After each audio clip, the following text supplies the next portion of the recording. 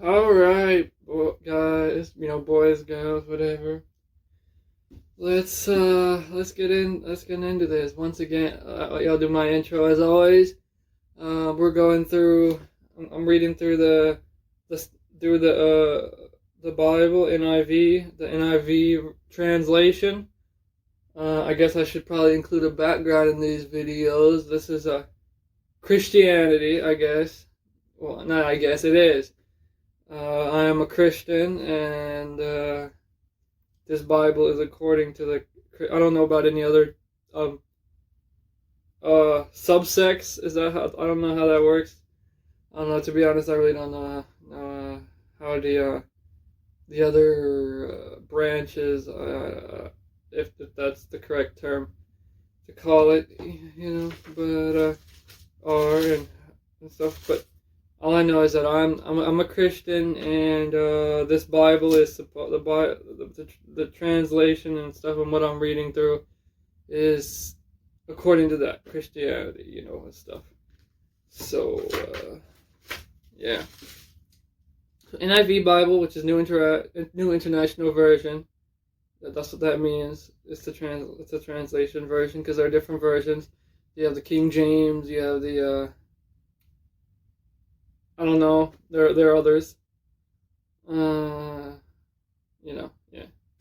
There are other versions, but King James is probably one of the most popular, and the ones like another one I can come off the top of my head, and stuff. But yeah, we're anyway. Yeah, I got a playlist. There's a card in the top right corner. The first few seconds of the video leads to the playlist. I'm on Genesis right now. We're doing Genesis 14 in this video, and yeah, going through the story of Abram and leading up to the Sodom and Gomorrah, which I guess his name ends up changing. God ends up changing his name to Abraham, but it doesn't. Yeah, but right now he's Abram, I guess. And then God changes his name, I guess. All right. Anyway. Let's get into it. Abram rescues Lot. At this time, Amraphel, king of Shinar. So there's a note here saying that is Babylonia. Arioch, king of Elasar, Kedorlaomer, king of Elam, and Tidal, king of Goyim, I don't know, went to war against Bera, king of Sodom, Bersha, king of Gomorrah, Shinnah, king of Admah, Shemeber, king of Zeboim, and the king of Bela, that is Zor. All these latter kings joined the forces in the valley of Siddim, the Salt Sea.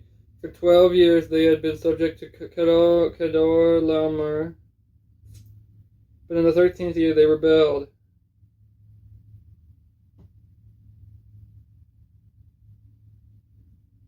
In the 14th year, Kedorlaomer and the kings allied with him went out and defeated the Rephaites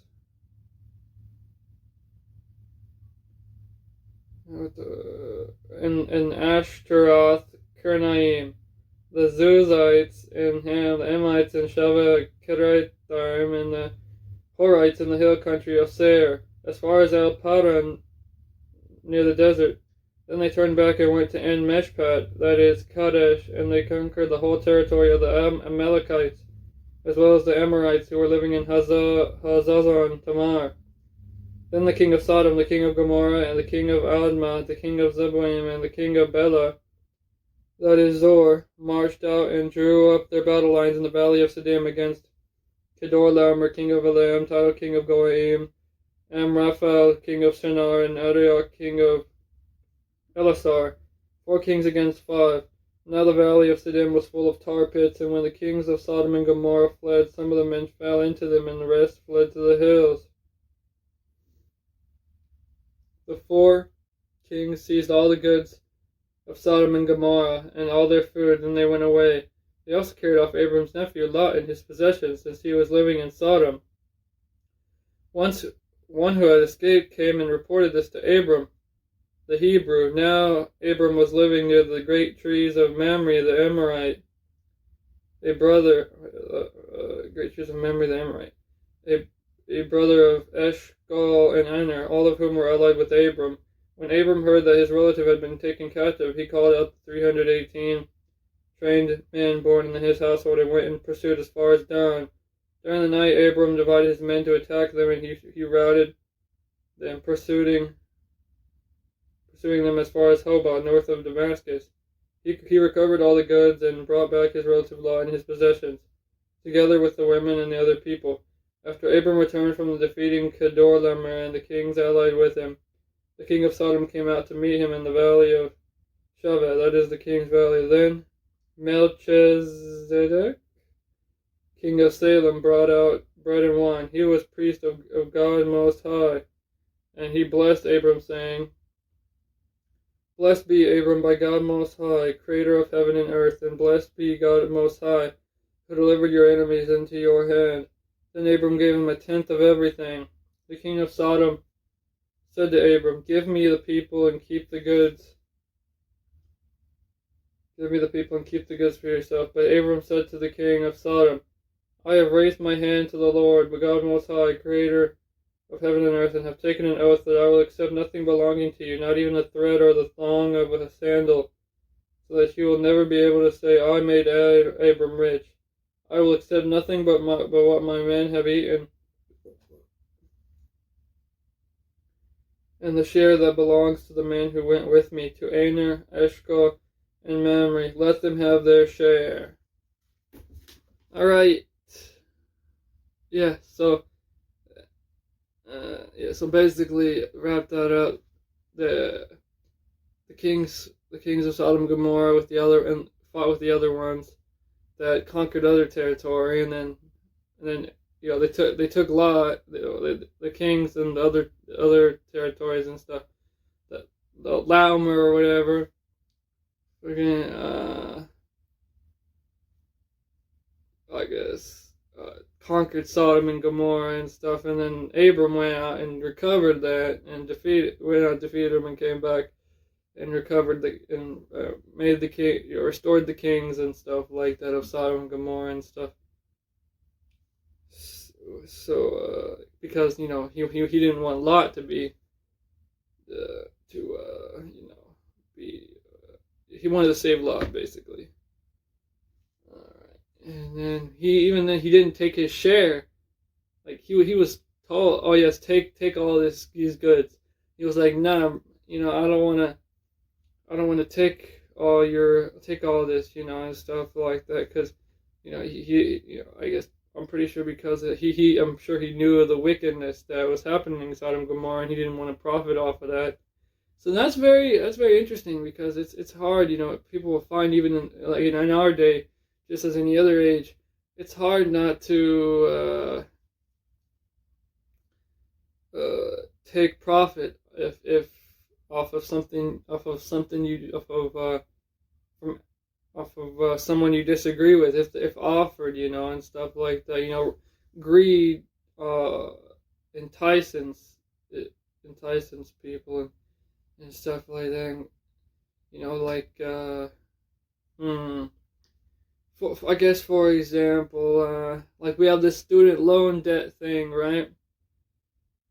Well, and stuff like that. Forgiveness, a lot of people are saying, well, this isn't good because we really don't need more debt, and a lot of the debt is going to be a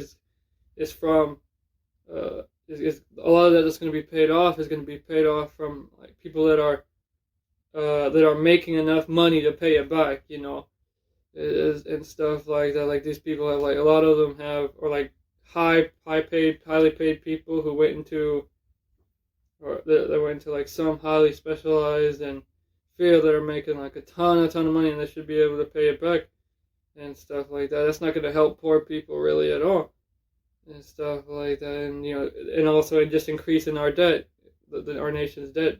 Well, I live in America, so in the United States of America, so for context and stuff like that. But those same people that would say it, the idea is that if you're somebody, like, I guess an example would be somebody being, oh yeah, I don't agree with this, but I'm still gonna, if they're, but still being eligible to have it, to get the relief, and stuff. It's like, well,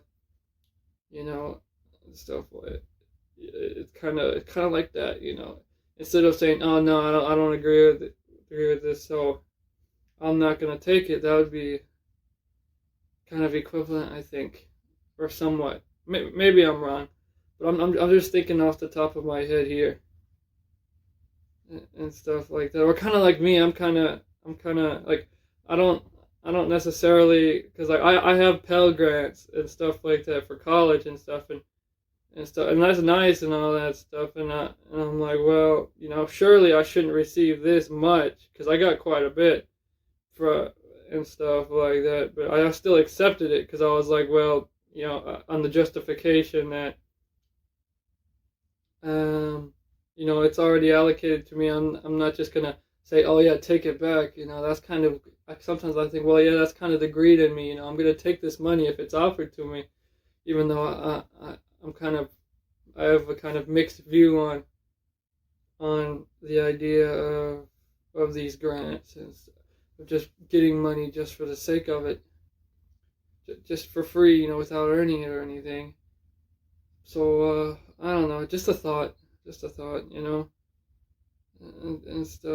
that.